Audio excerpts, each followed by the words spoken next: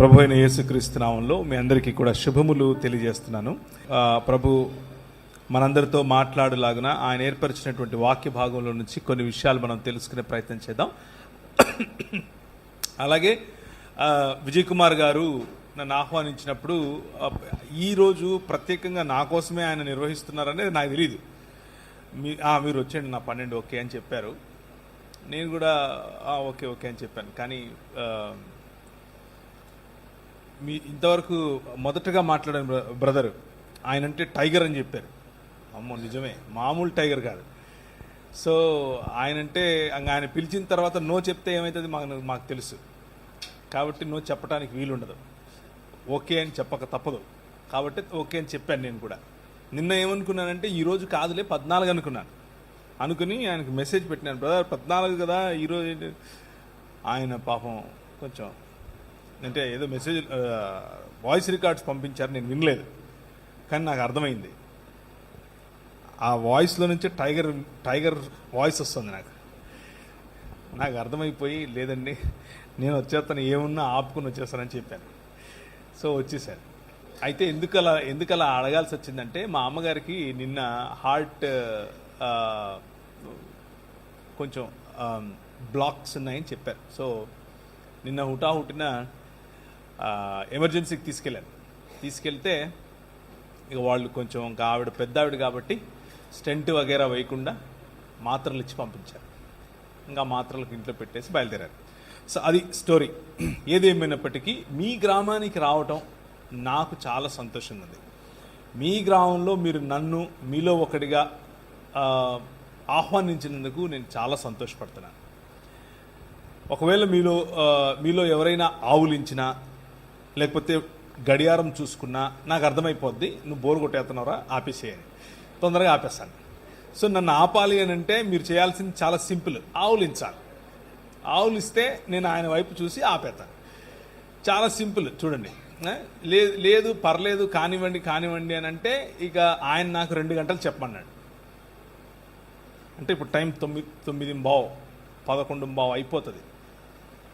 అంటే అలా ఆయన చెప్పలేదు, నేను అలా చెప్తే మీరు ఏమంటారో అని చూశాను. కానీ కొందరిలో సంభ్రమాశ్చర్యాలు కనిపిస్తున్నాయి. వద్దులేండి, 1 గంట మాట్లాడుకుందాం. ఇప్పుడు 9:15 టైం, 10:15కంతా మిమ్మల్ని వదిలేస్తాను. ఆ 10:15 వరకు నేను చాలా పంక్చువల్ టైం. మీరు ఎప్పుడైనా గమనించండి, 1 గంట అంటే 1 గంటే, 45 నిమిషాలంటే 45 నిమిషాలే. 10 గంటలకే వదిలేసే ప్రయత్నం చేస్తాను. ఓకేనా? అయితే వచ్చిన వాళ్ళందరూ కూడా క్రైస్తవ విశ్వాస నేపథ్యంలోనే వచ్చారు అని నేను అనుకుంటున్నాను. నిజమేనా? ఓకే. సో కొంచెం కొన్ని విషయాలు మనం మనసు మాట్లాడుకోవటానికి, క్రైస్తవ విశ్వాస నేపథ్యంలో నుంచే వచ్చిన వారు ఉంటే కనుక కొంచెం సాధ్యపడుతుంది. అలాగే ఇంతకుముందు గ్రీటింగ్స్ చెప్పినటువంటి పెద్దలందరికీ కూడా నేను కృతజ్ఞతలు తెలియజేస్తున్నాను. నాకు అర్థం కాని విషయం ఏంటంటే మొన్న ఒక వారం కిందట నేను ఇట్లా క్యాజువల్గా మాట్లాడుకుంటే ఓకేనా మీకు, ప్రియులారా అనాలా? అక్కర్లేదు కదా, మామూలుగా మాట్లాడితే వింటారు కదా. అదే లేదు ప్రియులారా నేను మొన్న చికాగో వెళ్ళి తిని అలా చెప్పాలంటే నేను చాలా తిట్ట దాంట్లో. చెప్పమంటారా? మామూలుగా మాట్లాడుకుంటే ఆత్మీయ అనుబంధం ఉంటుంది. సో అందుకు మొన్న అంటే క్రిస్మస్ ప్రోగ్రామ్స్ జరిగే సమయంలో నేను షికాగో వెళ్ళాను. షికాగో వెళ్తే ఒక ఆయన వచ్చి ఇలా చూస్తున్నాడు నన్ను. ఇలా చూస్తున్నాడు. ఏంటి సార్ ఏమైంది సార్ అంటే, టీవీలో కనీసం 65 ఏళ్ళు ఉంటాయి నీకు అనుకున్నా అన్నాడు. కొట్టు అనుకున్నాను. నీకు కనీసం 65 ఏళ్ళు ఉంటాయి అనుకున్నాను, నువ్వేంటి you look so young man అంటున్నాడు. యంగ్ అన్నందుకు సంతోషించాలో, టీవీలో 65 ఉన్న ముసలోడా అంటున్నాడో, రెండిట్లో ఏది తేల్చుకోలేకపోయాను. ఆయన ఏదో అన్నాడు, నేనేదో మీకు చెప్తున్నాను. ఇప్పుడు ఈయన చెప్పడం అవసరమా? పిలిచి హర్ట్ చేస్తున్నారంటే సార్ మీరు మీ ఊరికి? లేదు సార్, మీరు అలా అనుకోకండి సార్. అంటే ఆ యాంగిల్, కెమెరా యాంగిల్లో తప్పు ఉంది. నాలో ఏం తప్పు ఉంది చెప్పండి? నేనేమైనా మారిపోతాను అక్కడికి వెళ్ళంగానే? లేదు, కెమెరా యాంగిల్లో తప్పు ఉంది. వాళ్ళకి సరి చేసుకోవాలి అది కదా. ఇప్పుడు మా హీరో ఉన్నాడు, ఈయన ఏదో కెమెరాలో యాంగిల్ పెట్టావా నువ్వు కూడా 70 ఏళ్ళలాగా అనుకుతున్నా? ఓకే. సో ఈరోజు చదివినటువంటి వాక్య భాగంలో ఉన్న లేఖన సారాంశం ఏమిటి అని అంటే, క్రీస్తును లేఖనములలో నుంచి వెతికి తీసుకోవాలి. క్రీస్తుని గురించే లేఖనములన్నీ మాట్లాడుతున్నాయి. క్రీస్తు యొక్క సారూప్యతలోనికి రావటమే లేఖన సారాంశము మనుష్యులకు ఇచ్చినటువంటిది. సో ఆ విషయం గురించి ఈరోజు కొద్ది నిమిషాలు నేను మీతో పంచుకోవాలని అనుకుంటున్నాను. అయితే ఒక క్రొత్త కోణం మీ ముందుకు తీసుకొచ్చే ప్రయత్నం చేస్తాను. ఇది క్రొత్త కోణము అని అంటే మరీ క్రొత్త కోణం ఏం కాదు, ముందు నుంచి మొదటి శతాబ్దం నుంచి ఉన్న కోణమే. కానీ కొద్ది సంవత్సరాలుగా ఈ కోణాన్ని మర్చిపోయారు ప్రజలు, ముఖ్యంగా క్రైస్తవ నేపథ్యం ఉన్నటువంటి వారు. ఈ కోణం పట్ల నేను చెప్పబోయేటటువంటి ఈ కోణాన్ని ఎక్కువగా స్టడీ చేసి ఉండే అవకాశం తక్కువ. ముఖ్యంగా భారతదేశంలో ఒకానొక సమయంలో, అంటే ఒక శతాబ్దం క్రింద చాలా స్టడీ జరిగింది, ఆ తరువాత తగ్గిపోయింది. సో ఇది లేఖన అధ్యయన సదస్సు కాబట్టి, గ్లోరియస్ లేఖన అధ్యయన సదస్సు కాబట్టి కొద్దిగా డీపర్గా వెళ్ళే ప్రయత్నం చేస్తాను.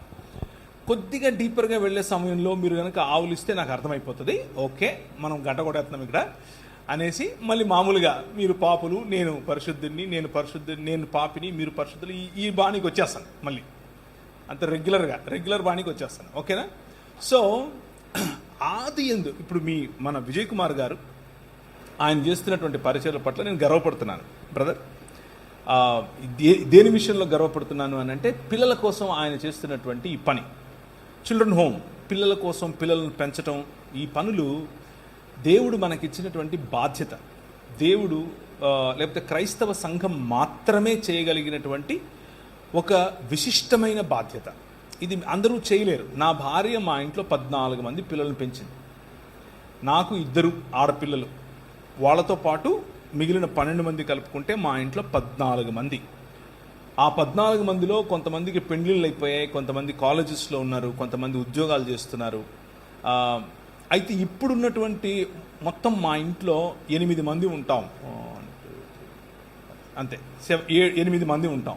ఆ 8 మందిలో నేను ఒక్కడే మగపిల్లండి. ఇక నా బతుకు చూడండి. ఒక అమ్మాయి రోజుకు 20,000 పదాలు వాడుతుందంట. 20,000 మల్టిప్లైడ్ బై 7 కొట్టండి సార్, 140,000.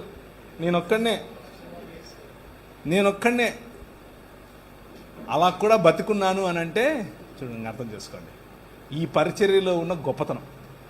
సో విజయ్ కుమార్ గారు అలా అనేక లక్షల పదాలు రోజుకు వినాలని, పిల్లలతో చక్కగా బ్రతకాలని. ఇంకో విషయం తెలుసా, కష్టపడి పనిచేసి అంటే నాకు ఒక చిన్న కంపెనీ ఉంది, ఒక చిన్న వ్యాపారం ఉంది. ఆ వ్యాపారంలో ఒక 50 మంది ఎంప్లాయీస్ ఉన్నారు నాకు. ఆ 50 మంది ఎంప్లాయీస్ మధ్యలో నేను పనిచేస్తాను. దాన్ని బిజినెస్ యాజ్ ఎ మిషన్ అని పిలుస్తాం. అంటే వ్యాపారాన్ని పరిచర్యగా చేయటం. అంటే మనకు మామూలుగా రెగ్యులర్గా కనిపించే మోడల్ ఏంటంటే పరిచర్యని వ్యాపారంగా చేయటం. అలా కాకుండా వ్యాపారాన్నే పరిచర్యగా చేయటం. ఈ మోడల్ను నేను ఎంచుకున్నాను. ఆ ఎంచుకున్న మోడల్లో నేను పనిచేసే రోజు నేను నా భార్య కనీసం రోజుకు ఒక 14 నుంచి 16 గంటలు కష్టపడతాం. కానీ ఈ పిల్లలను, తర్వాత మేము నడిపే అంబులెన్సెస్, తర్వాత మేము కొంతమంది రోడ్డు మీద పడిపోయిన వాళ్ళని తీసుకొచ్చి వారి కట్లు కట్టడం వగేరా. కొంతమంది కలిసి, నేను ఒక్కడిని కాదు, టీమ్ మెంబర్స్, వారికి నేను సహాయకుడిగా ఉంటా. అప్పుడప్పుడు అదంతా చూసినప్పుడు ఏమవుతుందో తెలుసా, రాత్రి అలా కళ్ళు మూసుకుంటే చక్కగా నిద్ర వస్తుంది, బ్రహ్మాండమైన నిద్ర వస్తుంది. ఏ చీకు చింత ఉండదు. అబ్బా ఈరోజు బతికేమరా అనిపిస్తుంది. So I congratulate you brother for what you're doing. మీరు చేసే పనికి, మీరు చేసే పరిచర్యకు నేను చాలా సంతోషం వ్యక్తం చేస్తున్నాను. నా పట్ల మీరు చేస్తున్న పరిచర్యలో నన్ను భాగస్వామిని చేసి పిలిచినందుకు నేను సంతోషిస్తున్నాను. అయితే కొద్ది సంవత్సరాల క్రితం, దాదాపు 2 సంవత్సరాల క్రితం, 2 సంవత్సరాలు అయిందా? అయింది.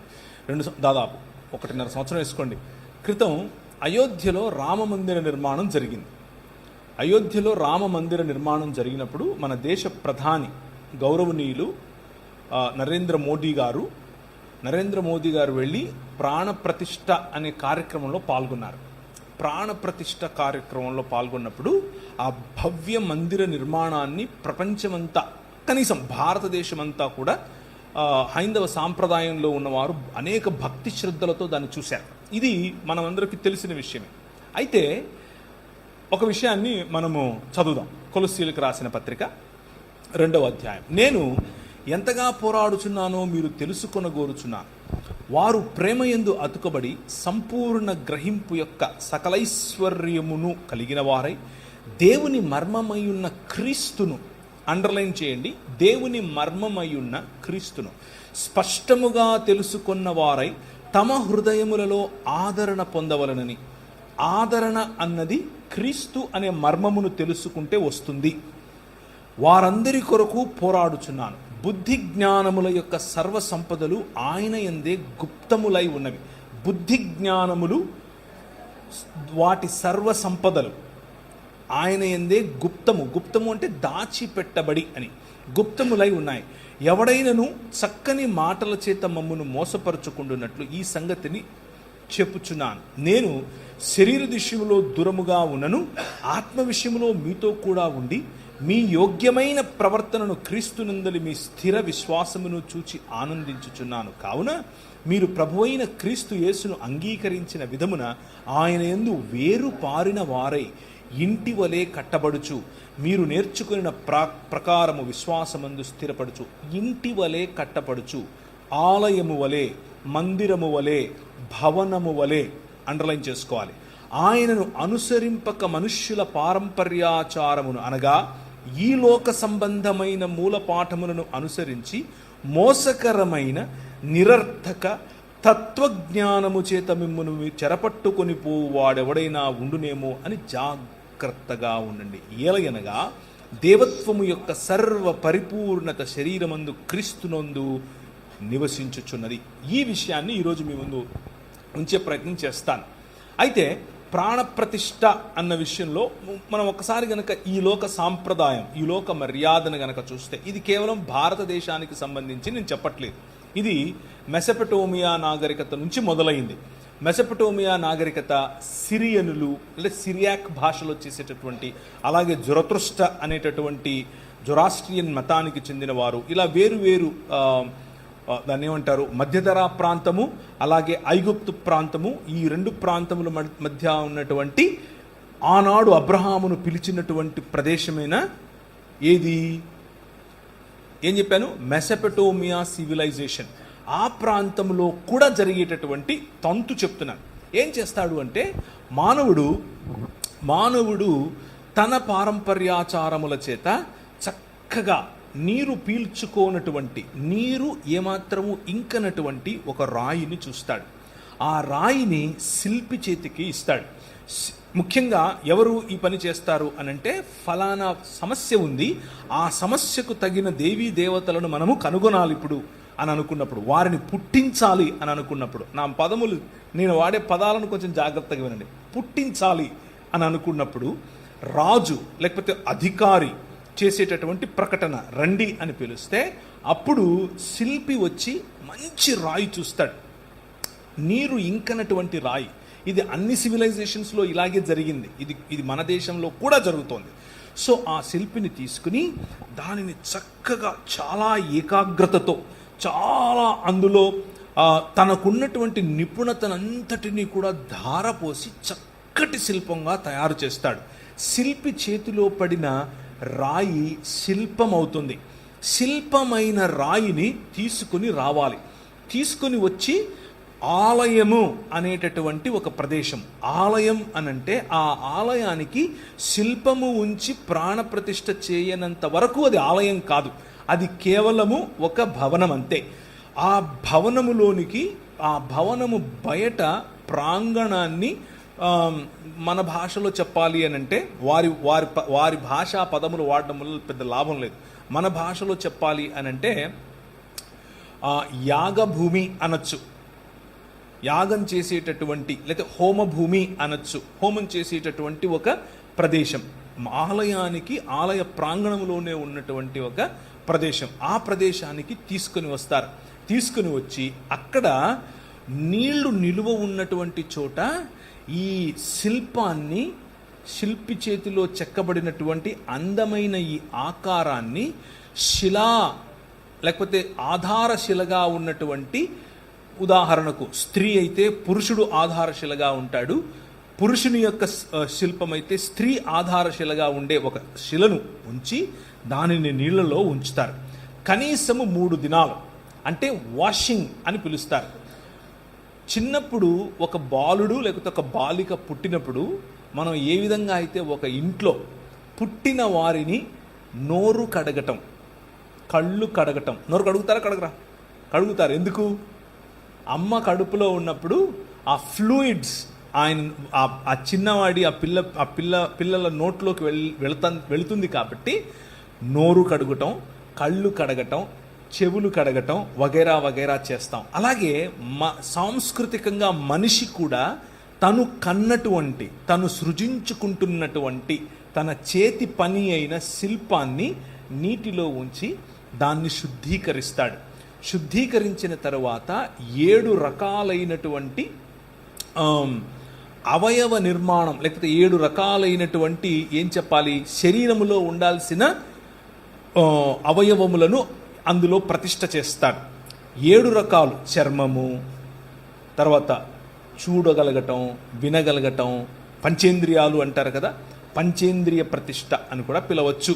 అలా చేసిన తర్వాత తీసుకుని వచ్చి పువ్వుల మీద పడుకోబెడతారు. కనీసం ఒక 3 రోజులు పువ్వుల మీద పడుకోబెట్టిన తర్వాత చర్మ సౌందర్యం పెరగాలని చెప్పి పిల్లవాళ్ళకు మనం ఏ విధంగా అయితే పసుపు రాసి మంచిగా మాలిష్ చేసి పడుకోబెడతామో, ఉయ్యాలలో వేస్తామో, అలాగే శిల్పి చెక్కినటువంటి తన చేతి పని అయిన ఈ శిల్పాన్ని తీసుకొని వచ్చి ఒక మంచి పరుపు మీద పడుకోబెడతారు. పరుపు మీద పడుకోబెట్టిన తర్వాత దాన్ని తీసుకుని, ఇప్పుడు 3 రోజులు అయిపోయింది, ఆ శిల్పాన్ని తీసుకుని దాన్ని పిసిల్ అని పిలిచారు. ఎక్కడ? మధ్యధరా ప్రాంతంలో. దాన్ని తీసుకుని వెళ్ళి ఆలయములో ప్రతిష్ఠించే క్రమంలో ప్రాణప్రతిష్ఠ చేస్తారు. ప్రాణప్రతిష్ఠ చేసినప్పుడు వారి చెవులలో, అంటే దానికంటే ముందు కన్నులకు మైనం పూసి కన్నులు తెరవకుండా ఉంచినటువంటి ఆ శిల్పానికి కన్నులు తెరిచే క్రమంలో ఆవును కానీ లేకపోతే పోసినటువంటి ధాన్యాన్ని కానీ చూపిస్తారు. ఎందుకు అనంటే ఆ కన్నులు తెరిచినటువంటి తేజోమయమైన లేదా తేజస్సు కలిగినటువంటి దేవుని యొక్క ఆవాహనాన్ని మనం పట్టుకోలేము, మనం దాన్ని గమనించలేము అన్న భయంతో. ఇదంతా కూడా మనుష్యులు చేస్తున్నటువంటిది. దీన్ని తీసుకుని వెళ్ళి ఒక ఆలయంలో ఉంచి అప్పుడు ప్రాణప్రతిష్ఠగా దాన్ని మంత్రోచ్చరణ చేసినప్పుడు అందులోనికి జీవం, అందులోనికి ప్రాణం అనగా ఉచ్ఛ్వాస నిశ్వాసలు, అలాగే చూపులో ఉన్నటువంటి తేజస్సు వగైరా వగైరాలు వచ్చాయి అని నమ్మి దానిని అర్చకులు వారి యొక్క మంత్రోచ్చరణ చేత అర్చన చేయటం, పూజలు చేయటం మొదలు పెడతారు. ఇది అన్ని సంస్కృతులలో కూడా, ముఖ్యంగా మధ్యధరా ప్రాంతము మరియు మెసొపటోమియా ప్రాంతం నుంచి వచ్చినటువంటి అన్ని సంస్కృతులలో జరిగే తంతు ఇదే. అక్కడక్కడ మంత్రోచ్చరణ వేరుంటుంది, మంత్రాలు వేరే ఉంటాయి, పద్ధతులు వేరే ఉంటాయి, కానీ ఓవరాల్గా జరిగేటటువంటి తంతు అయితే ఇదే. ఎందుకు ఇదంతా చెప్తున్నావు, మాకు లేఖనం చెప్పడానికి కదా పిలిచాను అని అనుకుంటున్నారా? Now you open Genesis chapter 1. ఇప్పుడు ఆదికాండం 1వ అధ్యాయాన్ని చూడండి. ఈ లోక మర్యాదకు దేవుని మర్యాదకు ఉన్నటువంటి తేడా. దేవుడు, మీరు చదివిందే, ఎప్పుడూ చదువుతూ వచ్చిందే, నేను కొత్తగా చెప్పేదేమీ కాదు, మీరు ఇంటికి వెళ్ళిన తర్వాత కూడా దాన్ని బేరీజు వేసుకుని చదివే ప్రయత్నం చేయండి. దేవుడు తను ఒక మందిర నిర్మాణం చేశాడు. భూమి ఆకాశములు అనేటటువంటి తన నివాస యోగ్యమైనటువంటి ఒక ఆలయ నిర్మాణం చేశాడు. 6 దినములు దానికి కావలసినటువంటి లైట్స్, రాత్రికొకటి పగలుకొకటి, దాన్ని అలంకరించటానికి కావలసినటువంటి చెట్లు, నదులు, జీవము రావటానికి కావలసినటువంటి అన్ని సదుపాయాలు చేసిన తరువాత మంచిది మంచిది మంచిది అని నిర్మించినటువంటి ఈ భవనంలోనికి ఇప్పుడు తాను ప్రవేశించాలి. కానీ ఆయన ఏం చేశాడు అనంటే, తన చేత్తో మట్టిని తీసుకుని మనిషిగా చేసి శుద్ధీకరించి తన జీవమును లేదా జీవవాయువును ఊదాడు. ఊదినప్పుడు ప్రాణ ప్రతిష్ఠ జరిగింది. ప్రాణ ప్రతిష్ఠ జరిగినటువంటి మనిషి ఇప్పుడు దేవుని స్వరూపము మరియు దేవుని పోలిక.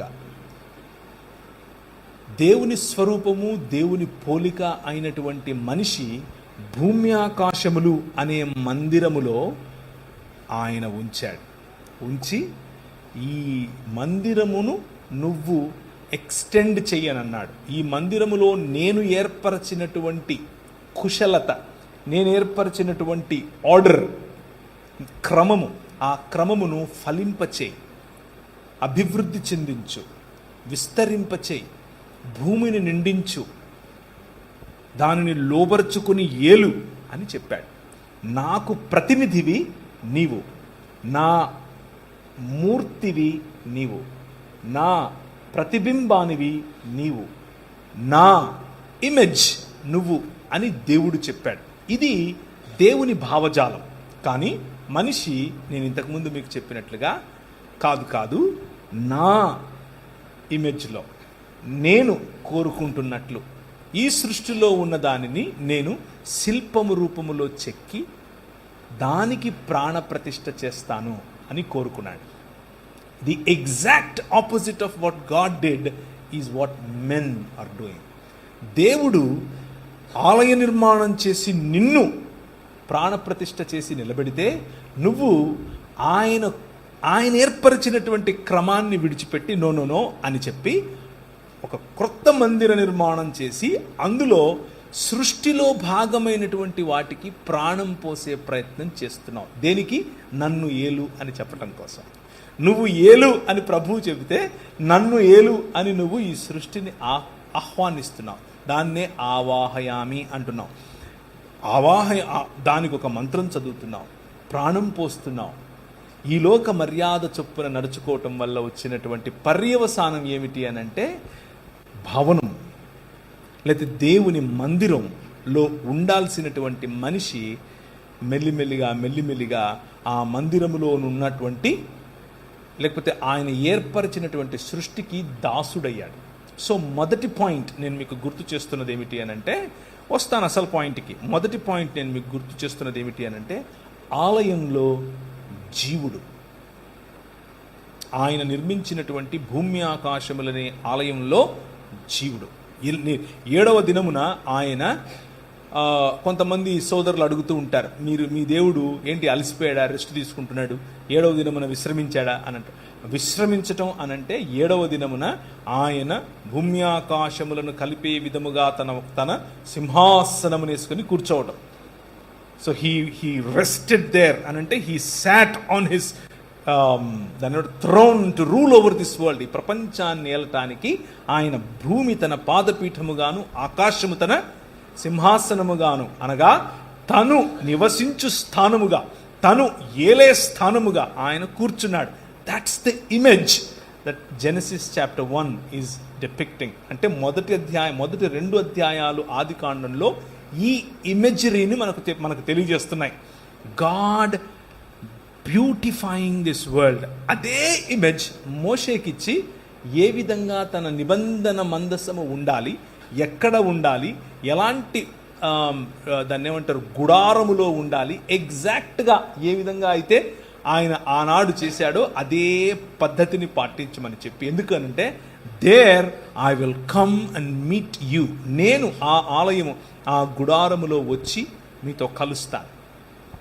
ఇక్కడ ప్రాణప్రతిష్ఠ చేసి ఆవాహయామి అని అంటూ ఉంటే, ఆయన నీలో ప్రాణప్రతిష్ఠ చేసి నిన్ను కలవటానికి ఇష్టపడుతున్నాడు.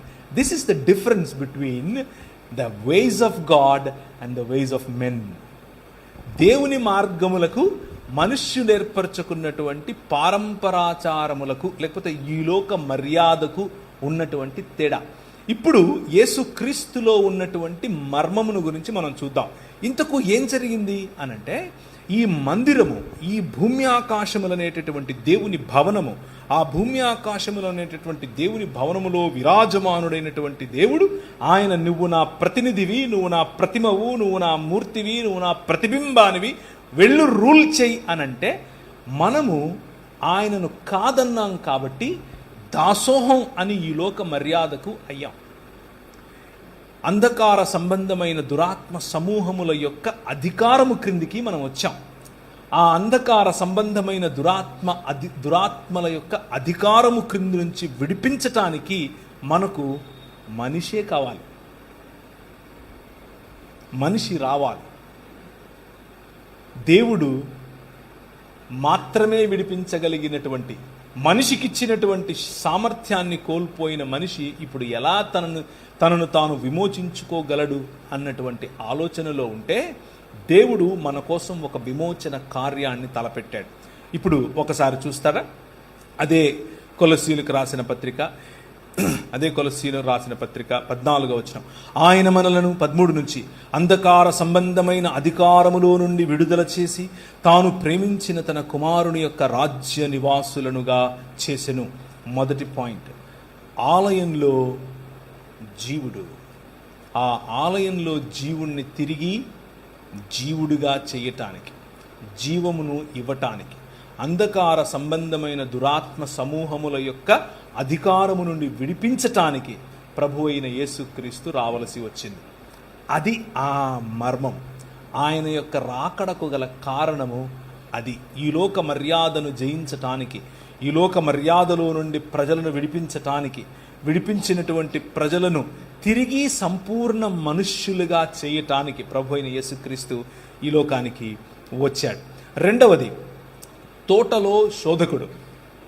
ఆలయంలో జీవుడు, తోటలో శోధకుడు. తోటలో శోధకుడు ఏం చేశాడు అనంటే, దేవుని స్వరూపము, దేవుని పోలిక అయిన మనిషిని తన వశం చేసుకోవటానికి, తన మాట వినేలా చేసుకోవటానికి శోధించాడు. మనిషి శోధించబడినప్పుడు అంధకార సంబంధమైన దురాత్మ సమూహముల యొక్క మాటను దేవుని నిజ మాటతో పోల్చుకున్నప్పుడు దేవుని మాట వద్దు, ఈ మాటే కావాలి అని నిర్ణయించుకున్నాడు. అలా నిర్ణయించుకున్న కారణం చేత మొత్తం మానవ సమాజం, ప్రపంచములో ఉన్న ప్రతి మానవ సమాజం దీనికి దాసోహం అయ్యింది. పుట్టిన ప్రతి బిడ్డ, పెరిగిన ప్రతి బిడ్డ దీని ఇన్ఫ్లుయెన్స్లోనికి వస్తున్నాడు. ఈ తోట, ఆయన వేసినటువంటి సుందరమైన ఈ వనం, భూమి ఆకాశములు అనే ఈ భవనం, అందులో మనం కోల్పోయినటువంటి భూమి ఇప్పుడు మనకు కనిపిస్తుంది. భూమి కోల్పోయినటువంటి మనుష్యులు సేవకులై, ఎవరికి? శోధకునికి సేవకులై బ్రతుకుతూ ఉన్నారు. This is the problem. ఈ ప్రాబ్లం నుంచి విడిపించటానికి వచ్చిన వాడే మన ప్రభు అయిన యేసుక్రీస్తు. అయితే యెషయా గ్రంథం మొత్తాన్ని గనక మీరు చదివితే, ఇప్పుడు సమయం లేదు, దానికి ముందుగా యెషయా గ్రంథం పోవటానికి ముందుగా ఒక్కసారి చూడండి దయచేసి. హబక్కూకు గ్రంథము 2వ అధ్యాయం 18 నుంచి చదువుతున్నాను. చెక్కడపు పనివాడు విగ్రహమును చెక్కుట వలన ప్రయోజనమేమి? పనివాడు మూగ బొమ్మను చేసి తాను రూపించిన దాని యందు నమ్మిక ఎంచుట వలన ప్రయోజనమేమి? అబద్ధములు బోధించు పోత విగ్రహముల యందు నమ్మిక ఎంచుట వలన ప్రయోజనమేమి? కర్రను చూచి మేలుకొమ్మనియు, మూగరాతిని చూచి లేచి పొమ్మనియు చెప్పువానికి శ్రమ. అది ఏదైనా బోధింపగలదా? అది బంగారముతోనూ వెండితోనూ పూత పూయబడును గాని దానిలో శ్వాస ఎంత మాత్రమునూ లేదు. అయితే యెహోవా తన పరిశుద్ధాలయములో ఉన్నాడు, ఆయన సన్నిధి లోకమంతా మౌనముగా ఉండుడి. ఒకవైపు మనుష్యులు చేస్తున్నటువంటి శిలలకు ప్రాణం పోసి, లేకపోతే శిల్పములకు ప్రాణం పోసి మూర్తులుగా చేసే ఆలయమును గురించి మాట్లాడుతూ, వాటికి ఏమాత్రమూ శక్తి లేదని, వాటిలో ఉచ్ఛ్వాస నిశ్వాసలు లేవని, అబద్ధములు బోధిస్తాయని చెబుతూ ఉన్నటువంటి ప్రవక్త దాని వెంటనే, కానీ ఎవరు? ఆయన యెహోవా తన పరిశుద్ధాలయములో ఉన్నాడు అని చెప్తున్నాడు. ఆయన తన పరిశుద్ధాలయములో ఉండి ఈ ప్రపంచమంతా కూడా మౌనముగా ఉండే విధముగా రాజ్యం చేస్తున్నాడు అని చెప్తున్నాడు. ఈ మర్మాన్ని అర్థం చేసుకునే ప్రయత్నం చేయాలి. Let's unpack this a little bit more. ఆ అన్ప్యాకింగ్ క్రమంలో మీకు గుర్తుంచుకోవాల్సినటువంటి విషయం ఏమిటి అనంటే, క్రీస్తు యొక్క రాకడ ఈ అంధకార సంబంధమైన దురాత్మ సమూహముల యొక్క అధికారం నుంచి విడిపించటం ఒకటైతే, రెండవదిగా శోధకుడిని అందరి ముందు నువ్వు మూగోడివి, నువ్వు చెవిటోడివి, నువ్వు చేతకానోడివి, నువ్వు నా ప్రజల మీద అధికారం లేనోడివి అని నిరూపించటం కోసం వచ్చాడు. ఆయన శిలువ రక్తము చేత ప్రజలను తన తండ్రితో సంధి చేస్తూ ఈ లోక సంబంధమైనటువంటి అధికారములన్నిటినీ శిలువ మీద బాహాటంగా వాటి యొక్క ఓటమిని ప్రదర్శించాడు. That is what Jesus is doing. యేసుక్రీస్తు చేస్తున్నది అది. భూమి ఆకాశముల యొక్క కలయిక, తిరిగి ఆలయం యొక్క నిర్మాణం, తిరిగి దేవుని సన్నిధి యొక్క నిర్మాణం, తిరిగి దేవుడు వచ్చి యథావిధిగా మనుష్యుల మధ్య నివాసము చేసేటటువంటి ఒక ప్రణాళిక. ఆ ప్రణాళిక యేసు క్రీస్తు అనేటటువంటి ఈ మర్మము. ఏలయనగా ఆకాశమందున్నవి భూమి యందున్నవి, దృశ్యమైనవి గాని అదృశ్యమైనవి గాని, సింహాసనములు, ప్రభుత్వములు, ప్రధానులు, అధికారులు సర్వము ఆయన యందు సృజింపబడెను. సర్వము ఆయన ద్వారా, ఆయనను బట్టి సృజింపబడెను. ఆయన అన్నింటికంటే ముందున్నవాడు, ఆయనే సమస్తమునకు ఆధారభూతుడు. ఆయన యందు సర్వ సంపూర్ణత నివసింపవలెననియు ఆయన శిలువ రక్తము చేత సంధి చేసి ఆయన ద్వారా సమస్తమును, అంటే అవి భూలోకముందున్నవైనను పరలోకమందున్నవైనను వాటన్నిటినీ ఆయన ద్వారా తనతో సమాధానపరచుకునవలనని తండ్రి అభీష్టమాయను. ఇది ప్రణాళిక. ప్రభు అయిన యేసు క్రీస్తులో ఉన్న మర్మం ఏమిటి అని అంటే, నేను చచ్చిపోతాను పరలోకం పోతాను కాదు, అది మతం. ప్రభు అయిన యేసు క్రీస్తులో ఉన్న మర్మం ఏమిటి అని అంటే, unity of heavens and earth, భూమి ఆకాశముల కలయిక, అధికారములన్నీ తిరిగి ఆయన చేతిలోనికి రావటం, రాజ్యములన్నీ తిరిగి ఆయన రాజ్యముగా మారటం, శోధకుడి యొక్క మూతి పళ్ళు రాలగొట్టడం. అందరూ అనుకున్నారు, ఏంటి ఊగులాడెత్తున్నాడు పైన, నిన్ను నువ్వు కాపాడుకోలేవా అని ఒకడు అంటున్నాడు, నువ్వు దిగిరా అని ఒకడు అంటున్నాడు, ఒకడేమో పక్కలో పొడిచి చచ్చిపోయాడో లేదో చూస్తున్నాడు. కానీ ఆయన అంత భయంకరమైనటువంటి శోధన, అంత భయంకరమైనటువంటి వయలెన్స్, మనిషి ఏర్పరచుకున్నటువంటి విగ్రహములు, మనిషి ఏర్పరచుకున్నటువంటి లోక మర్యాద. విగ్రహము అనంటే ఈ నేను ఉదయం మొదట్లో నేను చెప్పినట్లుగా నీరు పీల్చుకోనటువంటి రాయి, దానిని చక్కగా చెక్కినటువంటి శిల్పి, ఇది మాత్రమే కాదు. మనిషి చాలా చక్కగా ఏర్పరచుకున్నటువంటి కులం, చాలా జాగ్రత్తగా తయారు చేసుకున్నటువంటి మతం, చాలా పొదుపుతో సంపాదించుకునేటటువంటి ధనం, ఇలాంటి అనేక భావజాలాలు మనిషి పైన ఏలుతున్నాయి. ఈ భావజాలాల నుంచి విడిపించటం, మనిషిని మనిషితోనూ మనిషిని దేవునితోనూ కలపటం. ఈ క్రైస్తవ లోకంలో ఎంతమంది ఈరోజు విగ్రహారాధనలో ఉన్నారో చెబితే మీకు అసలు అర్థం కాదు. విగ్రహారాధన అనంటే వెళ్ళి రాయి ముందో రప్ప ముందో తలంచటం కాదు, అవి బొమ్మలు.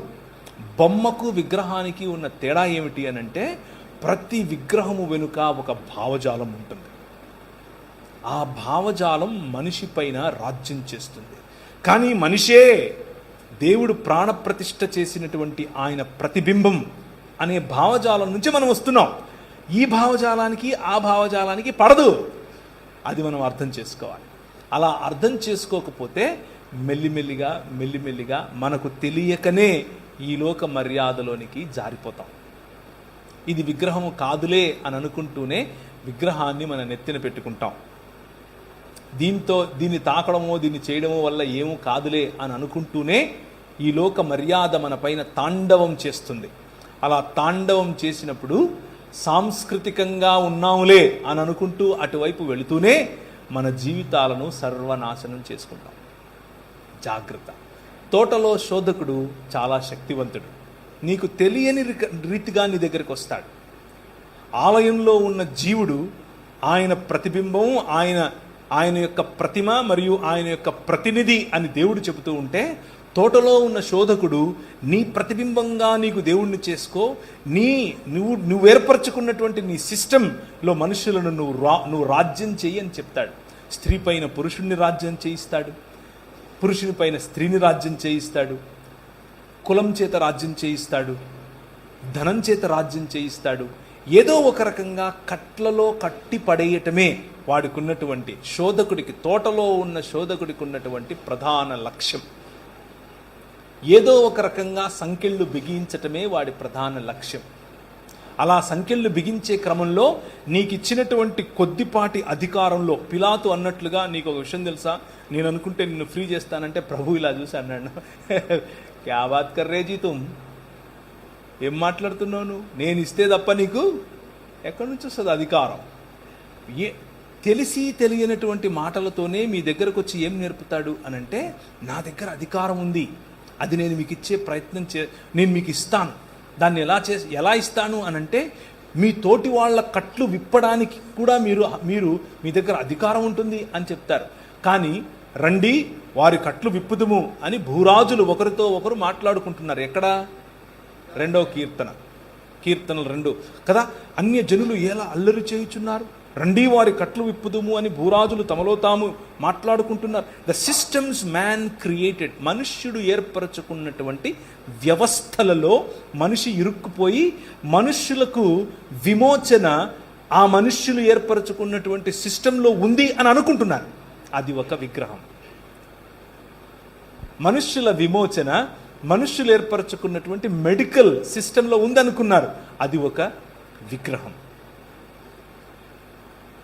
నేను రీసెంట్గా ఒక స్టడీ చేశాను. ఆ స్టడీలో దాదాపు కొన్ని బిలియన్స్ ఆఫ్ డాలర్స్ చాలా డబ్బులు ఉన్నటువంటి వాళ్ళు, ఒక 4-5 మంది, ఇంకొంచెం ఎక్కువ కూడా ఉండొచ్చు, పోసి ఆ ప్రాజెక్టును ఫండ్ చేస్తున్నారు. ఆ ప్రాజెక్ట్ ఏంటో తెలుసా?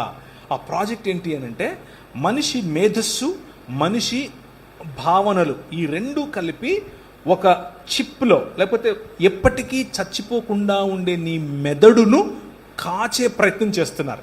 అది గనక కాచితే, దాన్ని గనక చనిపోకుండా చేస్తే, మిగిలిన చేతులు కూడా ఇనుముది రావచ్చు, కాళ్ళు ఇనుముది రావచ్చు, అసలు గుండె అవసరం లేదు, రక్తం అవసరం లేదు, ఏం అవసరం లేదు. Because your brain is what you are. వాటిని హ్యూమనాయిడ్స్ అని, లేకపోతే పోస్ట్ హ్యూమన్స్ అని పిలుస్తున్నారు. It is already happening. ఇది ఆల్రెడీ జరుగుతోంది. కొన్ని బిలియన్స్ ఆఫ్ డాలర్స్ దాంట్లో కుమ్మరిస్తున్నారు. అందరికీ ఇంకా యాక్సెసిబుల్ రాలేదు, but it is happening already. ఒక చిప్లో మీకున్న కాన్షియస్నెస్ మొత్తాన్ని కూడా ఎక్కించే ప్రయత్నం. అండ్ దిస్ సిస్టమ్, ఈ సిస్టమ్ను చూసుకుని ఆ బిలియన్స్ ఆఫ్ డాలర్స్ పోసిన వాళ్ళు అనుకుంటున్నారు, ఇక మేము ఎప్పుడు చచ్చిపోము అని అనుకుంటున్నారు. కానీ ప్రభు అంటున్నాడు, రండి వారి కట్లు విప్పుదుము అని భూరాజులు తమలో తాము మాట్లాడుకుంటూ ఉంటే, సింహాసనాసీనుడైన వాడు వారిని చూసి నవ్వుతున్నాడు, స్మైల్ కొడుతున్నాడు, ఇస్మాయిల్ అంటున్నాడు. ఏమరా మీరు ఎడబోతారు, ఏం చేస్తారు? నా కుమారుడు నేను నిన్ను కనియున్నాను, ఇదిగో నా కుమారుడు, ఆయన సియోనులో నుండి ఆయన రాజ్యమేలటానికి వచ్చాడు, ఆయన భుజముల మీద రాజ్యభారం ఉంటుంది, ఆయన ఆశ్చర్యకరుడు, ఆయన అద్భుతకరుడు, ఆయన ఆలోచనకర్త, ఆయన బలవంతుడైన దేవుడు, ఆయన నిత్యుడగు తండ్రి. ఆయన ఎలా వస్తాడో తెలుసా? సేవకుడై వస్తాడు. ఇప్పుడు 3వ మాట, ఆలయంలో జీవుడు పోయే క్రమంలో ఆ నశించిపోవటానికి గల కారణం తోటలో ఉన్న శోధకుడు. అయితే ఈ లోకములో నిజమైన మానవుడు రావాలి. లోకంలో నిజమైన మానవుడు. క్రీస్తు మర్మమును గురించి మనం మాట్లాడుకుంటూ ఉన్నప్పుడు మనం మొదటిగా దేవుడు చేసినటువంటి మనిషి దేవుని స్వరూపమందు, దేవుని పోలిక చొప్పున, తన ప్రతిబింబంగా, తన ప్రతిమగా, తన ప్రతినిధిగా ఉన్నాడు అని అనుకుంటే ఈ మనిషి దారి తప్పాడు.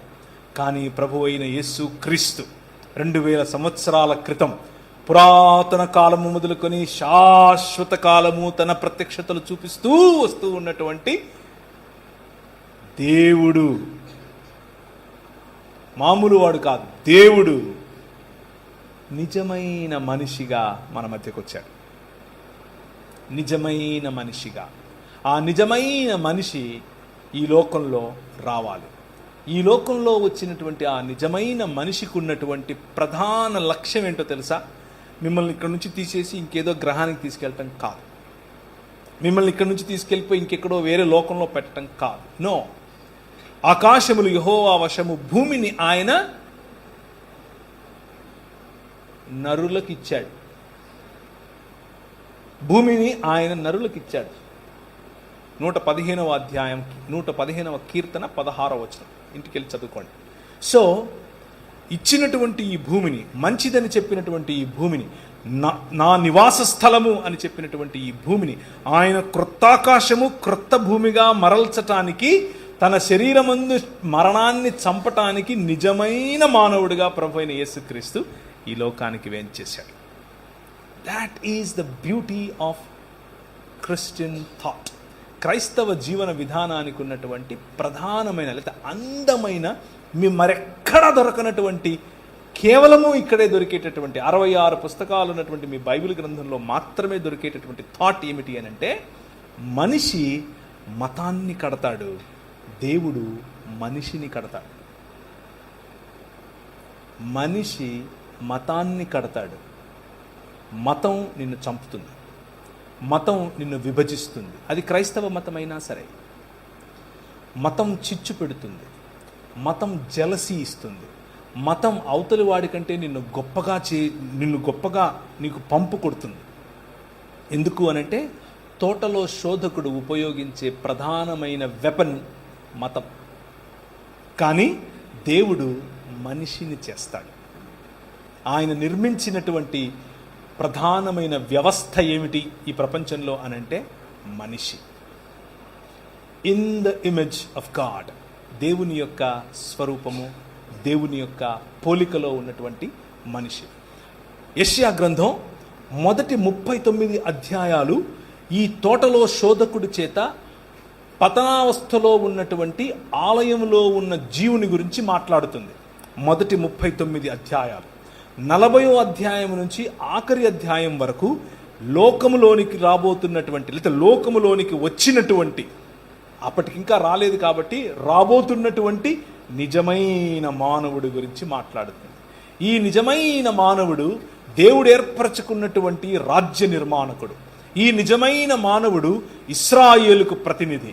ఈ నిజమైన మానవుడు సర్వలోకమునకు ప్రతినిధి. ఈ నిజమైన మానవుడు సర్వ మానవాళికి ప్రతినిధి. ఇశ్రాయేలును నిజమైన రాజ్యముగా చేయటం ఈయనే చేస్తాడు. ఇశ్రాయేలుగా ఈయనే పిలువబడతాడు. ఇశ్రాయేలు చేయాల్సినటువంటి లోకమునకు వెలుగునిచ్చేటటువంటి పనిని ఈయనే చేస్తాడు. ఈయన చేసి ప్రపంచములను ఆకర్షిస్తాడు. ఖమ్ అని చెప్తాడు. జకర్యా గ్రంథం 2వ అధ్యాయం 8 నుంచి అవుతారన్నా, 8 నుంచి. జకర్యా గ్రంథం, సైన్యములకు అధిపతియగు యెహోవా సెలవిచ్చినదేమనగా, మిమ్మును ముట్టినవాడు తన కనుగుడ్డును ముట్టినవాడని,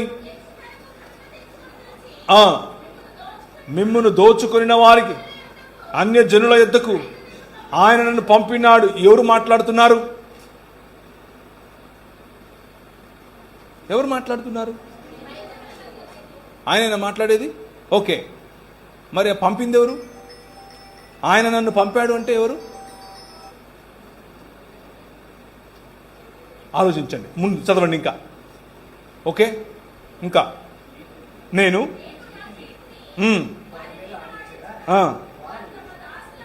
దోపుడు సొమ్ము అవుతారు. ఓకే, ఒక్క నిమిషం. ఎవరు చెయ్యి ఆడిస్తే ఎవరు చెయ్యి ఆడిస్తారు? Think about it. ఎవరు చెయ్యి ఆడించటం వలన వీళ్ళ అన్య జనుల, అంటే వీళ్ళు దోపుడు సొమ్ముగా మారతారు? ప్రవక్త? జకర్యానా? పోనీ జెరుబ్బాబేలా? ఇశ్రాయేలా? ఎవరు? ఇంకా చదవండి. నేను వచ్చి మీ మధ్య నివాసం చేస్తాను. ఓకే, ఎవరు మాట్లాడుతున్నారు? యెహోవా మాట్లాడుతున్నాడు. ఏమని? నేను వచ్చి మీ మధ్య నివాసం చేస్తాను. The promise of God always. మొత్తం బైబిల్ గ్రంథంలో దేవుడు చేసినటువంటి ప్రధానమైన ప్రామిస్, వాగ్దానం ఏమిటి అని అంటే, I will come and dwell among you. నేను వచ్చి మీ మధ్య నివాసం చేస్తాను.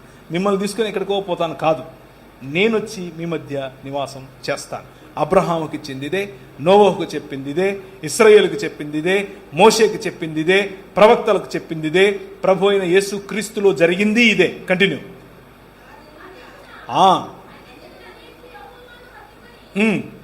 ఒక్క నిమిషం అనండి. యెహోవాను హత్తుకుంటే ఎవరికి జనులు అవ్వాలి? యెహోవాకే జనులు అవ్వాలి. మధ్యలో ఈయనెవరు?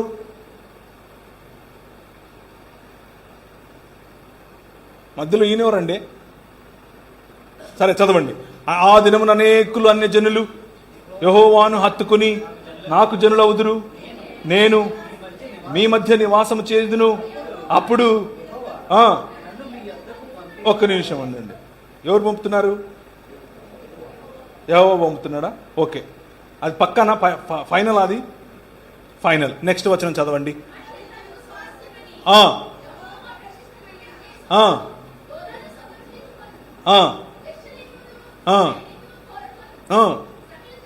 సకల జనులారా, ఒక్క నిమిషం ఆగండి ఆగండి ఆగండి. ఎవరు వస్తున్నారు? ఇంతకుముందు పంపింది ఎవరు?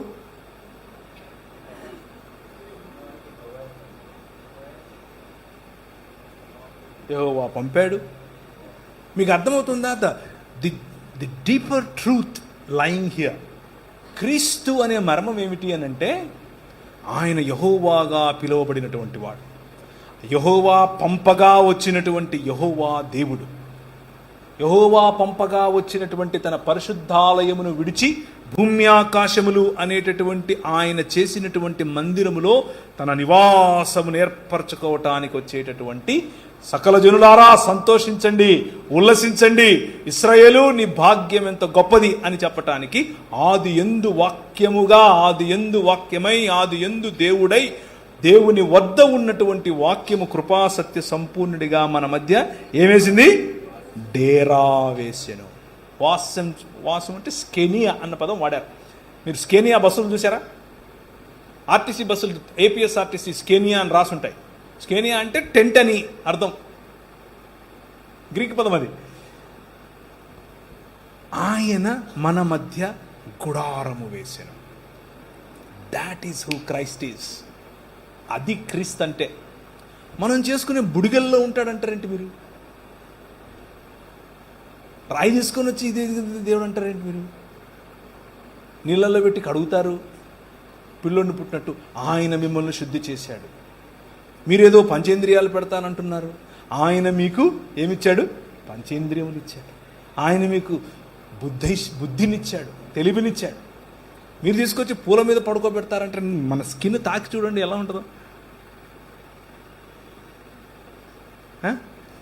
మీరేం తెచ్చి మళ్ళీ కళ్ళకు మైనం పెట్టడం ఏంటి, తీయటం ఏంటి? ఆయన ఏం చేశాడు? లోకమునకు వెలుగై నీకు వెలుగునిచ్చాడు. నువ్వు కళ్ళు తెరిస్తే ఆయన వెలుగు కనిపిస్తుంది. ఇక్కడి నుంచి వచ్చే వెలుగు చూడలేనంతది అది కాదు, అది లోక మర్యాద. ఆయన ఇచ్చే వెలుగు లేనిదే నువ్వు చూడలేవు. కూర్చున్నటువంటి వారికి నేను ఇచ్చే పిలుపు. Is there anybody sitting here? ఎవరైనా ఇక్కడ కూర్చుని ఉన్నారా ఈ రాజుతో పరిచయం లేని వాళ్ళు? యెహోవా పంపగా వచ్చినటువంటి యెహోవాతో పరిచయం లేని వాళ్ళు మతంలో ఉన్నారు, చర్చికి వస్తున్నారు, ఊదిబత్తీలు టెంకాయలు లేవు, అవన్నీ ఓకే, బాగానే ఉంది. కానీ ఈ క్రీస్తుతో దేవుని యొక్క బుద్ధి జ్ఞానముల సకలైశ్వర్యములు ఇమిడి ఉన్నటువంటి దేవత్వము యొక్క సర్వ సంపూర్ణత శరీరమందు నివసిస్తున్నటువంటి క్రీస్తు, the image of God, true image of God, నిజమైన దేవుని యొక్క నిజమైన ప్రతిబింబం, నిజమైన ప్రతినిధి, నిజమైన ప్రతిమ. నిన్ను అలాగే చేశాడు. నువ్వేమన్నావు? ఊరుకో, నాకు ఇది కావాలన్నావు, పోయావు. కానీ ఇంకొక ఆయన వచ్చాడు, నిజమైన ప్రతినిధి, నిజమైన మనిషి. క్రైస్తవం అనేది ఎక్కడికో ఏదేదో చేసేది కాదు. క్రైస్తవం అనేది మనిషిని నిజమైన మనిషిగా మార్చే మార్గం. అందుకే క్రీస్తు వచ్చాడు. That is the beauty of Christianity. క్రైస్తవం యొక్క ప్రధాన లక్ష్యం ఏమిటి అని అంటే, to bring humans back to their original self. పాపము అన్న పదానికి నిర్వచనం ఏమిటి అని అంటే, హమర్తియా అన్న పదం వాడారు గ్రీకులో. హమర్తియా అనంటే మిస్సింగ్ ద మార్క్, గురి కోల్పోవటం. దీని గురేంటి? నేను మాట్లాడితే దాని గురేంటి? దీని శబ్దాన్ని పట్టుకొని మీకు వినిపించేది. దీని గురేంటి? నన్ను చూపించటం, అంటే నన్ను రికార్డ్ చేయటం. దీని గురేంటి? అది చూసేదాన్ని దీనిలో కనిపించాలి. మనిషి గురేంటి? మనిషిగా బతకాలి, మనిషిగా బతకాలి. ఆయన రంగరించి పోసిన మైక్గా ఉండాలి. నా ఉద్దేశం అది. కెమెరాగా ఉండాలి. కెమెరా నేను మైక్ పని చేస్తానంటే కుదరదు. మనిషి చేసింది అదే. మనిషి నువ్వు మనిషిగా ఉండరా అంటే లేదు నేను పశువును అవుతాను అన్నాడు. ఎలుగుబంటిని తీసుకొచ్చి దేవుడు అన్నాడు. ఏనుగు నా దేవుడు అంటాడు. తొండ మీద వచ్చి కూర్చొని పాటలు పాడతాడు. పులిని చూసి దేవుడు అంటాడు. సాటి మనిషిని చూసి దేవుడు అంటాడు. అరే నువ్వు మనిషిరా బాబు అని అంటే లేదు నేను దేవుడిని అవుతానంటాడు. అటు దేవుడు కాలేదు, ఇటు మనిషి కాలేకపోయాడు. అదే సమస్య. దాన్నే పాపం అంటారు. Very simple. Bible talks about sociological issues like, అంటే సమాజానికి సంబంధించినటువంటి కోణాన్ని మీ ముందుకు తీసుకొస్తున్నా. మనిషి ఆ విధంగా బ్రతకలేకపోయాడు కాబట్టే మనుష్యత్వం కోల్పోయాడు. దేవుడిచ్చినటువంటి మహిమను కోల్పోవటం అని అంటే చావు తెచ్చుకోవటం, చచ్చిపోవటం. ఈ సృష్టిని ఏలాల్సినటువంటి వాడు సృష్టిలో ఉన్నటువంటి లాస్, ఈ సృష్టిలో ఆయన ఏర్పరిచినటువంటి నియమాలకు బానిసయ్యాడు మనిషి. కానీ నీటి మీద నడిచేవాడు, అలలపైన నడచిన ఈ లాస్ పనిచేయవు ఈ నిజమైన మనిషి పైన. He walks on the water. యాక్చువల్గా మనము తిరిగి ఆయన మహిమలోనికి ప్రవేశించినప్పుడు గొళ్ళెం పెడితే లోపలికి వచ్చేస్తాడు ఆయన. వచ్చాడా లేదా సార్? తిరిగి లేచినప్పుడు when you kill the death, నువ్వు ఈ మరణాన్ని చంపి బయటకు వచ్చినప్పుడు ఈ లాస్ నీ మీద పనిచేయవు. You gonna have a different body. ఈ శరీరం ఉంటుంది. నువ్వు నన్ను గుర్తుపడతావు. అరే బట్టలు వేసుకుని మా దగ్గరికి వచ్చాడు, మా ఊరికి ప్రవీణ్ విడిపోయాడు, గుర్తుపడతావు నన్ను. నేను నిన్ను చూస్తాను, వాళ్ళ బాగున్నావా, నిన్ను చూశాను. We will see each other, we will know each other. You can touch me, I can touch you. క్రైస్తవం అనేది it's a practical way of life, a realistic way of life, a realistic way that exist forever. ఎప్పటికీ ఉండేటటువంటి శరీరం, ఎప్పటికీ చనిపోయినటువంటి మనిషి, నిజమైన మనిషి. అది ఓన్లీ థియరీ కాదు. ఆయన ఎప్పుడో వచ్చాడంట, అల్లల్లో వచ్చాడట, కాదు. అందరి ముందు అందరూ చూస్తూ ఉండగా క్రీస్తు అనే ఈ మర్మము చావును చంపి బయటకు వచ్చింది 3 దినములైన తరువాత. హోషేయ గ్రంథం 6వ అధ్యాయం 3వ వచనం. 1-2 చదవండి. హోషేయ 6:1-2.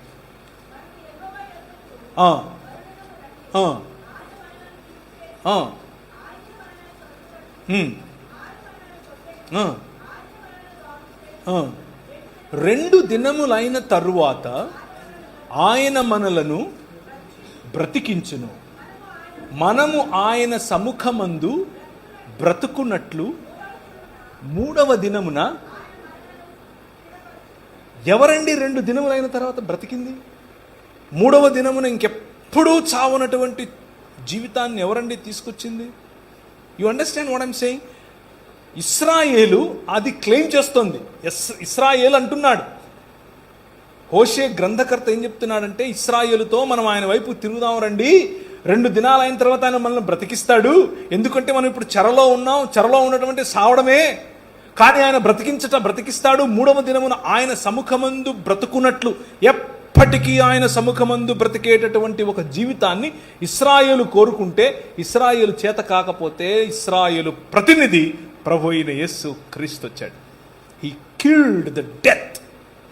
మరణం అనేటటువంటి ఈ లోక పారంపర్యాచాల కారణం చేత ప్రభువును తిరస్కరించడం వల్ల మనం తెచ్చుకున్నటువంటి మరణం అనే ముళ్ళు, మరణమా నీ ముల్లెక్కడా అని పిలవటానికి ఆయన మరణాన్ని ఆలింగనం చేసుకొని విరిచిపారేశాడు. That is what Christ has done. అది యేసుక్రీస్తు చేసినటువంటి పని. ఇప్పుడు మార్గం సుగమం, మీ ఎదుట మార్గం సుగమం. మీరు మతంలో, క్రైస్తవ మతంలో బైబిల్ చదవటం, ప్రార్థన చేయటం ఇవన్నీ ఓకే, కానీ ఈ మార్గం తెలుసా మీకు? ఆయన చూపించిన ఈ మార్గం మరణాన్ని చంపే మార్గం, శత్రువును గెలిచే మార్గం. ప్రేమతో పగవాడిది అక్కడెక్కడ వెళ్తూ ఉంటే పరిగెత్తుకుని పోయి అనా నేనే అని ఆలింగనం చేసుకోవటం. అవతలోడు దూషిస్తూ ఉంటే, తిడుతూ ఉంటే వాడిని నవ్వుతూ చూసి గాడ్ బ్లెస్ యూ బ్రదర్ అని అంటే వాడి నెత్తి మీద నిప్పులు పోసినట్టు ఉంటుంది. Do you know this way? మీకు ఈ మార్గం, దేవుని మార్గం అర్థమవుతుందా? That is your call. అది మీ పిలుపు. క్రైస్తవ సంఘం కేవలం భక్తి లేకపోతే భజన చేసుకుని ఒకానొక రోజు చచ్చిపోవడానికి మనం ఇక్కడ లేము. That is not what we are called for. అది కాదు మనం పిలువబడింది. మనం పిలువబడింది మచ్ బిగ్గర్ ప్రాజెక్ట్, ఇంకా చాలా పెద్ద ప్రాజెక్ట్. ఏంటి ఆ project? The project of bringing humans to new humanity. మనుష్యులను నిజమైన మనుష్యత్వం వైపుకు పిలిచేటటువంటి project. Calling people to a resurrected life. పునరుత్థానం చెందినటువంటి శరీరముల వైపుకు పిలిచేటటువంటి పిలుపు. అన్నిటినీ మించి క్రీస్తును పోలిన మానవత, నిజమైన మనుష్యత్వం. ఇది క్రైస్తవం. నిజమైన మనుష్యత్వం. ఈ లోకంలో నిజమైన మానవుడు. ఆయన అదృశ్య దేవుని స్వరూపి అయి సర్వ సృష్టికి ఆది సంభూతుడై ఉండులాగున ఆయన ఏం చేశాడు? తన కుమారుని యందు మనకు విమోచననిచ్చాడు. అలాగే ఆయన మరణములో నుంచి ఆది సంభూతుడై బయటకు వచ్చాడు. So that you all can come back to life or you all can resurrect.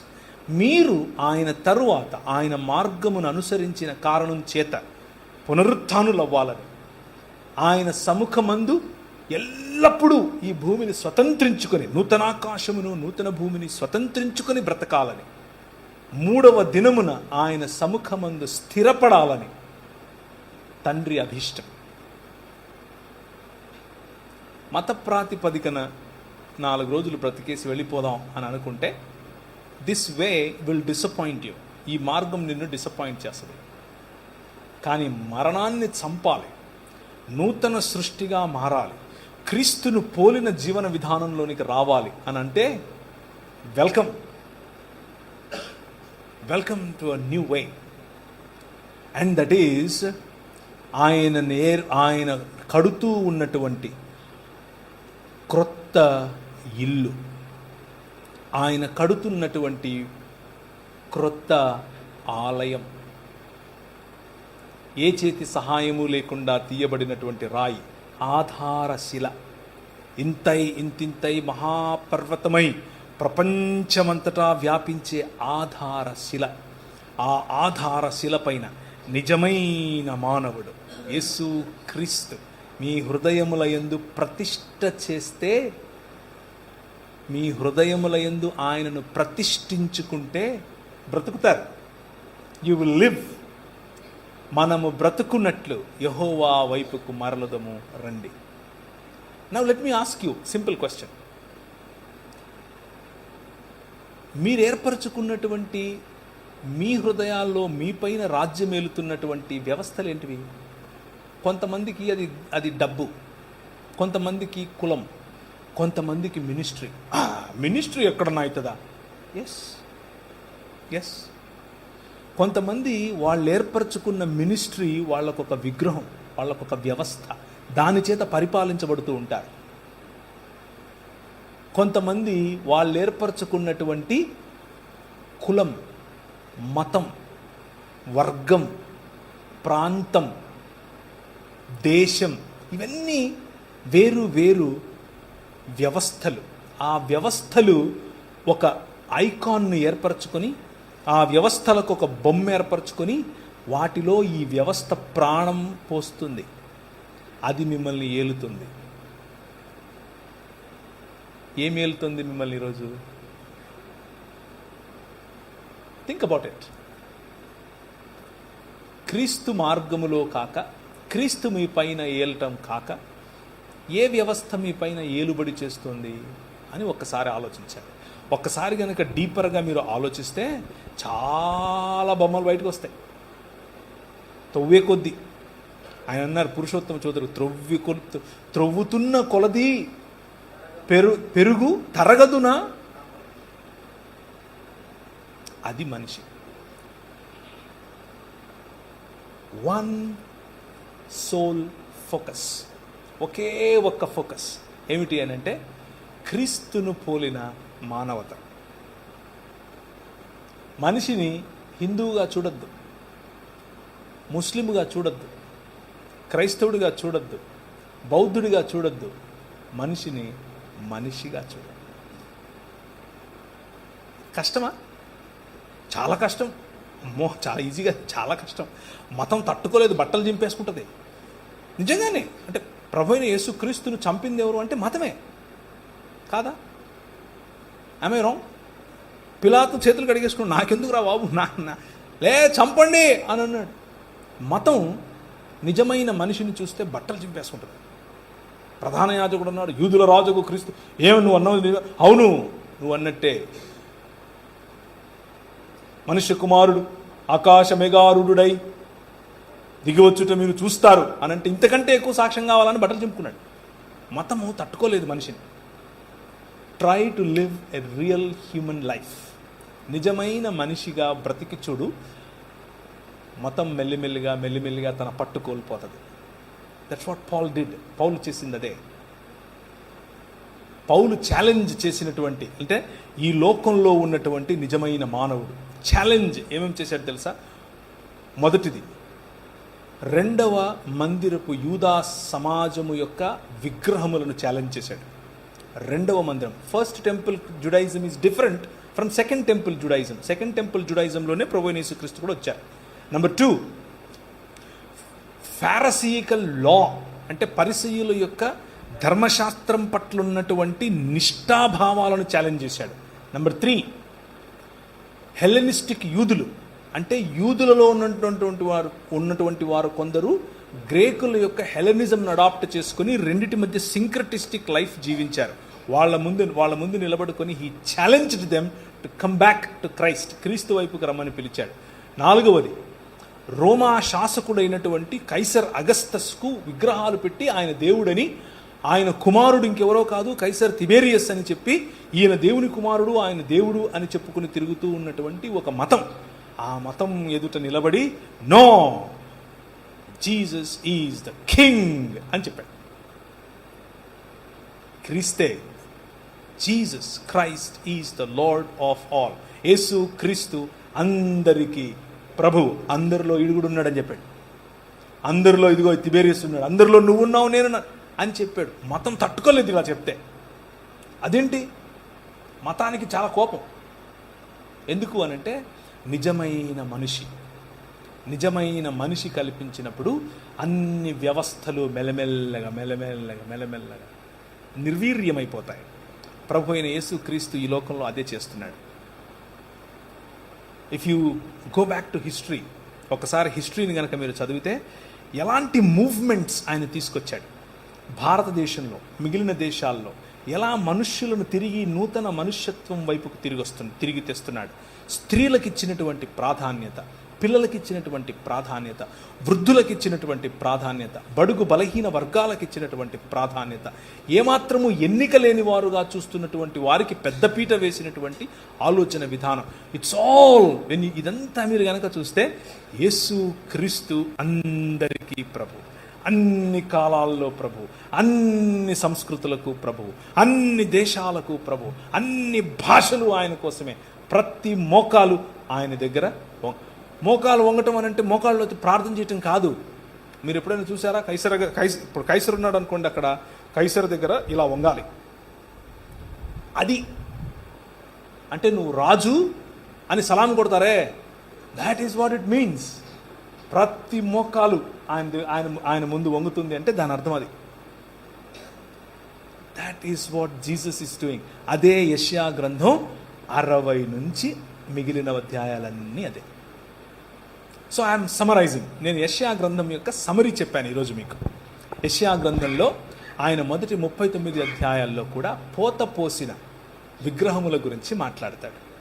వాటిని మాక్ చేస్తాడు. అవి నోరుండి మాట్లాడలేవు, కళ్ళుండి చూడలేవు. ఏంద్రా మీరు దానికి పోయి వంగుతున్నారు? ఎందుకు? దేవుడు స్వయంగా ఆలయం చేసి అందులో నిన్ను పెట్టాడు, నీకు ప్రాణప్రతిష్ఠ చేశాడు. నువ్వు ఆ సిస్టమ్కు పోయి తల వంగుతావేమిటి? పాయింట్ నెంబర్ 1, నెంబర్ 2, అలా ఒకటానికి గల కారణం ఈ లోక మర్యాద అయినటువంటి తోటలో ఉండే శోధకుడు మిమ్మల్ని అల్యూర్ చేస్తున్నాడు, ఆకర్షిస్తున్నాడు. ధనంతో, కులంతో, మతంతో, రూపంతో, అందంతో, రంగుతో, భాషతో విభజించే పని చేస్తున్నాడు.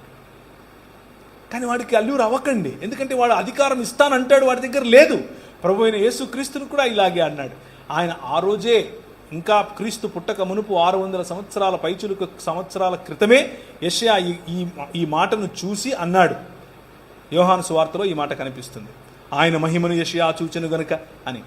ఏంటంటే ఆయన మహిమ, ఈయనను తీసుకెళ్ళి అన్ని దేశాల మహిమను చూపించి నాకు మొక్కుతావా అని అంటే మూతిపళ్ళు రాలుతాయి అన్నాడు. That is the real human being. నిజమైన మనిషి, మనిషిగా చేసిన ఆ ప్రతినిధి, ఆ ప్రతిమ, ఆ ప్రతిబింబం ఆ పని చేయలేకపోయాడు. నిజమైన మనిషిగా వచ్చినటువంటి ఈ ప్రతిమ, ఈ ప్రతినిధి, ఈ ప్రతిబింబం మనిషికి దేవునికి ఇద్దరికీ కూడా ఒకే ఒక్క మధ్యవర్తి ప్రభు అయిన యేసు క్రీస్తు. హీ డిడ్ ఇట్ ఆల్, చేశాడు. ఇప్పుడు మీరే ఆయన ఇల్లు, మీరే ఆయన భవనం, మీరే ఆయన ఆలయం. మన పల్లెటూళ్ళు, మన గ్రామాలు, మన మన మండళ్ళు, మన ఊళ్ళు మధ్యలో ఆలయం, చుట్టూ జీవన విధానం ఉంటుంది. ప్రభువు మిమ్మల్ని ఆ ఆలయంగా చూస్తున్నాడు.